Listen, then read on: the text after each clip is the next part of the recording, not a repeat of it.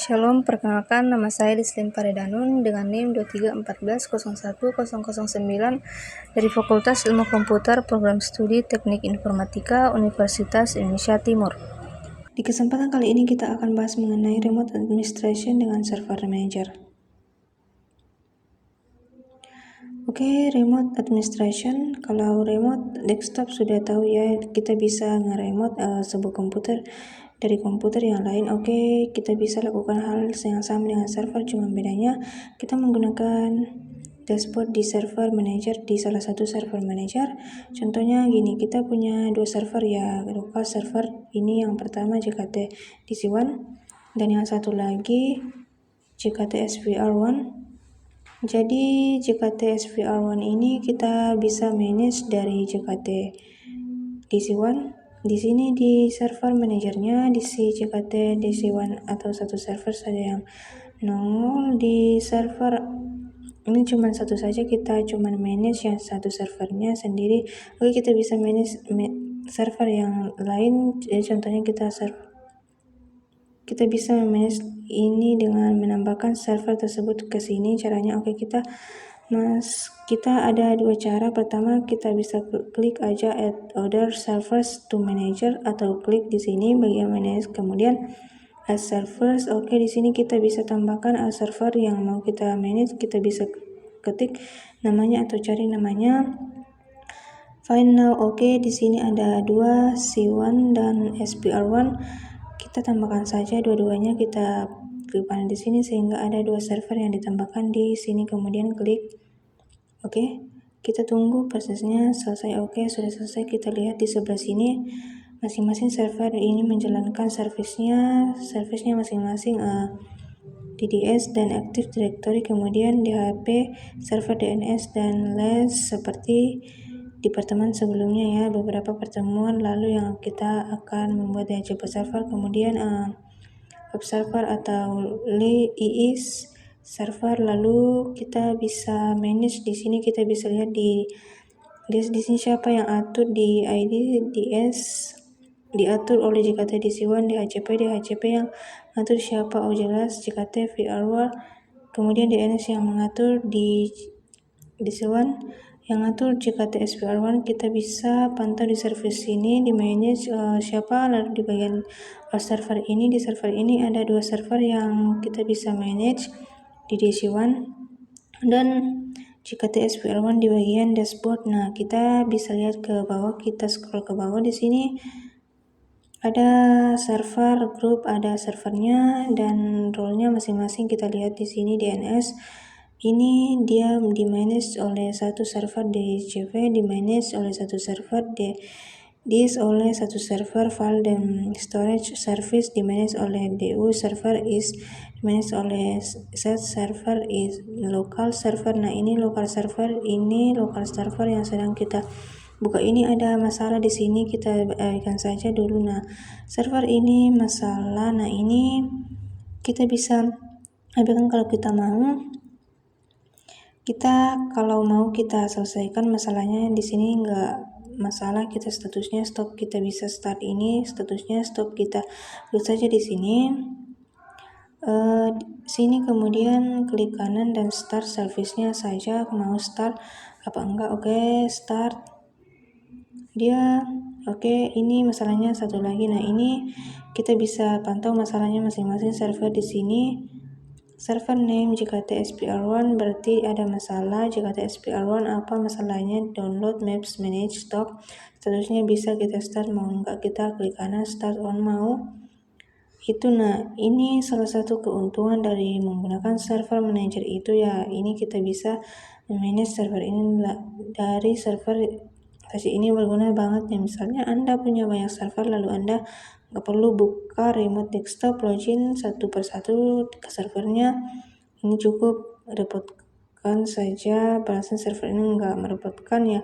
Di sini kita bisa manage semua server saja. Inilah keuntungannya kita menggunakan dashboard dari server manager ini. Kita bisa memanage beberapa server yang bisa kita gunakan. Di sini ada create server group, Kalau kita klik di sini kita bisa mengelompokkan beberapa server jadi kelompok tertentu, tapi kita nggak bisa lakukan di sini karena servernya cuma 2 dan buat apa dibikin grup itu loh. Kalau ini sebelum mungkin 20 atau puluhan server bisa dikelompokkan sesuai kebutuhan masing-masing.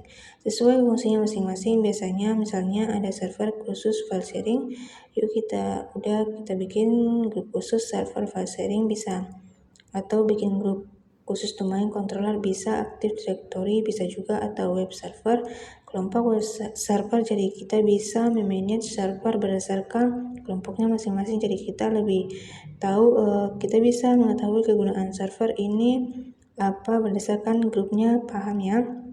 Oke, pasti Anda paham. Ini salah cancel saja. Oke. Salah satu keuntungannya lagi kalau kita masuk ke server, nah kita bisa memanage server ini di JKT SPR1. Ini kita bisa klik kanan di CT.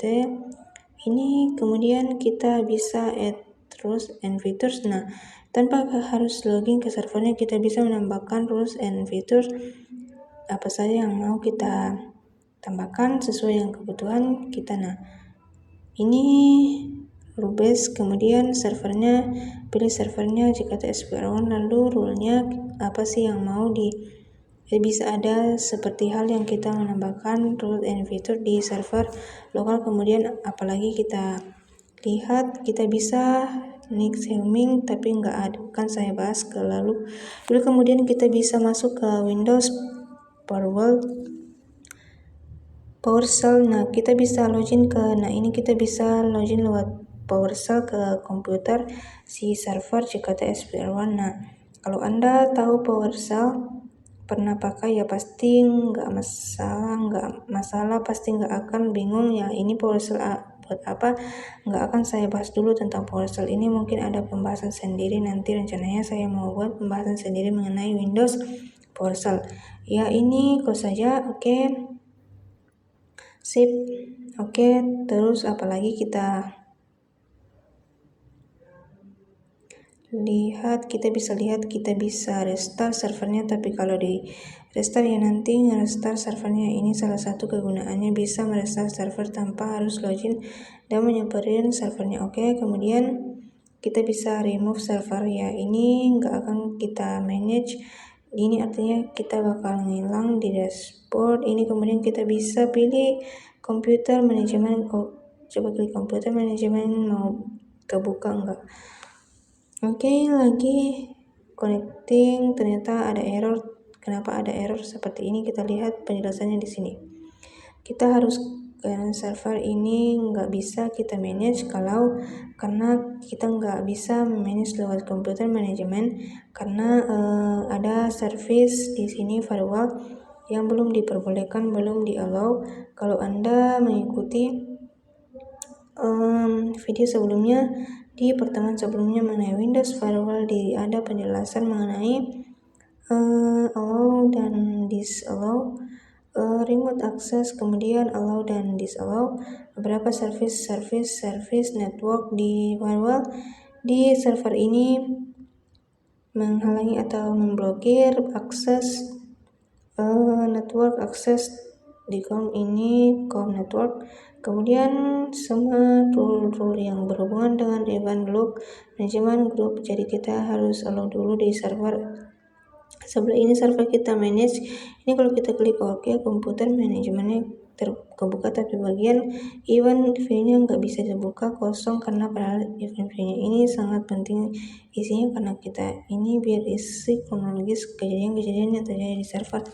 Oke, kita bisa lihat local user and group search foldernya apa saja. Terus season, bagian season ini siapa lagi login ke servernya, lalu usernya siapa saja, grupnya apa saja, kita bisa lihat di sini ya, sama seperti kita buka komputer manajemen di komputer sendiri.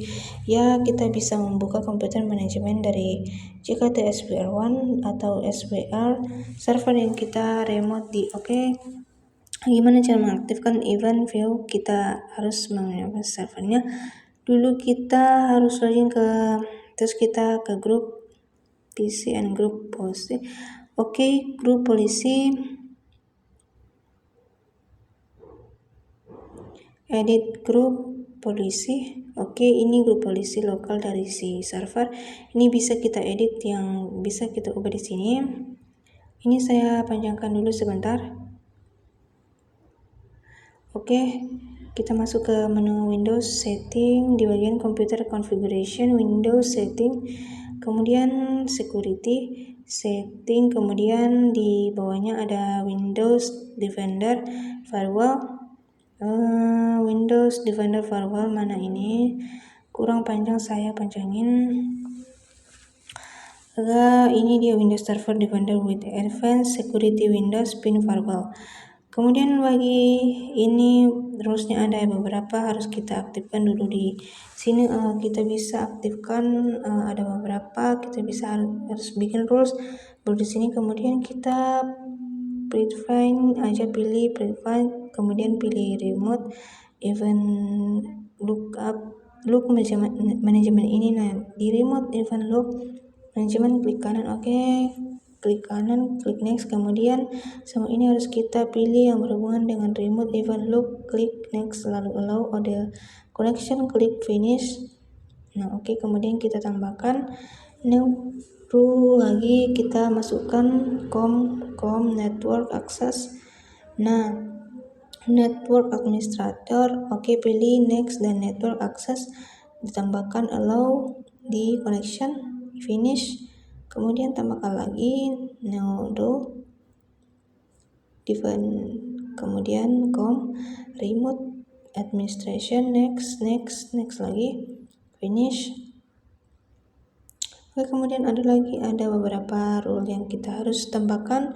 Kemudian remote event monitor mana remote event monitor. Nah, ini dia, kemudian klik next. Nah, ini pastikan kepilih dua-duanya. Nah, ini yang berhubungan dengan remote event monitor, allow connection, kemudian finish.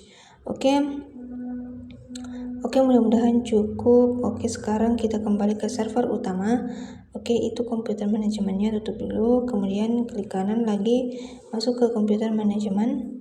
Oke, sekarang kebuka, kita lihat di bagian event view. Nah, di sini ada custom view, ada server row, terus ada Windows ISK. Nah, ini penting. Nah, ini berhubungan dengan Windows, catatan sistem Windows yang berjalan di Jakarta SVR ini. Oke, kita lihat di jam, tanggal, bulan, tahun, dan jam berapa terjadi apa gitu.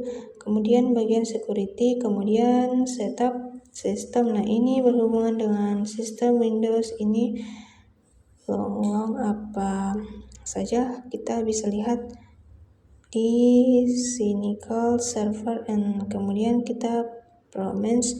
Nah, ini performance di server Jakarta SVR1 ini kita bisa lihat di sini. Nah, ini edit time-nya berapa, terus available memorinya berapa gitu, prosesor information-nya, interrupt in time-nya ya, ini yang berhubungan dengan sistem hardware, sistem memori, dan sistem prosesor, kemudian physical disk. Nah, ini kita bisa lihat di sini. Oke, apalagi kita coba lihat device manager. Device manajernya nggak bisa karena kita harus mengaktifkan, harus enable, dan plug and play at not register juga harus enable. Nah, ini klik OK saja. Oke, demikian penjelasan singkat dan praktek singkat mengenai administration server, atau lebih tepatnya remote administration melalui server manager. Sebenarnya ada beberapa lagi yang bisa kita lakukan, seperti menenable beberapa service supaya server ini lebih bisa full di remote. Cuman saya nggak akan lakukan itu. Silakan Anda coba-coba. Di sini bagian aktifan terlalu dalam mengatakan bagian security-nya. Oke, berarti di kesempatan kali ini kita sudah membahas mengenai remote administration dengan server manager dari Windows Server. Oke, kalau begitu dari saya kali ini cukup, dan mohon maaf apabila ada kekurangan. Semoga penjelasan saya dapat berguna. Sekian dan Terima kasih.